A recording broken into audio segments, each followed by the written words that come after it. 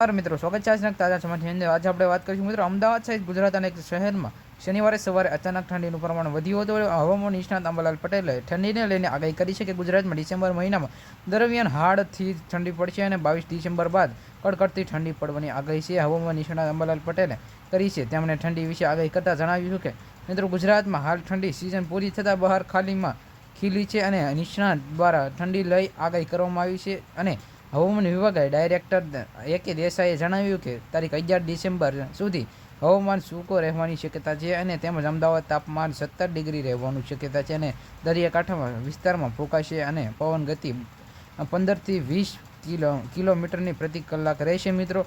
અને શહેરમાં વિભાગ દ્વારા રાજ્યમાં અમુક શહેરમાં તાપમાન વાત કરીએ તો સૌથી વધુ તાપમાન 11.6 છે અને હવામાન વિભાગે જણાવ્યું કે સૌરાષ્ટ્રમાં તાપમાન પારો સામાન્ય કરતાં નીચો છે અને જ્યારે ઉત્તર ગુજરાતમાં તાપમાન પારો ઊંચો નોંધાયો પામ્યો હતો અને તે સિવાય કોઈ પણ જિલ્લામાં તાપમાન ફેરફાર નોંધાયો પામ્યો નથી। અને મિત્રો ગુજરાતમાં જોઈએ તો મિત્રો વાવાઝોડા આવવાની શક્યતા મિત્રો ખૂબ જ ઓછી છે અને વરસાદ આવવાની શક્યતા વધારે છે। મિત્રો એક માવઠું ગુજરાતમાં આવી શકે છે। શુક્રવારે નલિયામાં સૌથી વધારે ઠંડી રહેશે નોંધાયું હતું તાપમાન નલિયામાં 11.6 ડિગ્રી સેલ્સિયસ તાપમાન નોંધાયું પામ્યું છે અને ત્યાં વરસાદની આવવાની શક્યતા ખૂબ જ વધારે રહ્યો છે મિત્રો।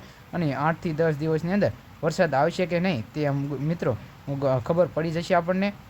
હવે મિત્રો વાત કરીએ કે હવે બીજા સમાચારની તો હાલ રાજ્યમાં ઠંડીની સિઝન ચાલી રહી છે અને 11 ડિસેમ્બર સુધી હવામાન વિભાગ દ્વારા વાતાવરણમાં સૂકો રહેવાની આગાહી કરવામાં આવી છે અને પૂર્વ તરફથી વિન્ડ સ્પીડ વધારે હોવાનું તાપમાન કોઈ વધારે શક્યતા હાલ નથી મિત્રો।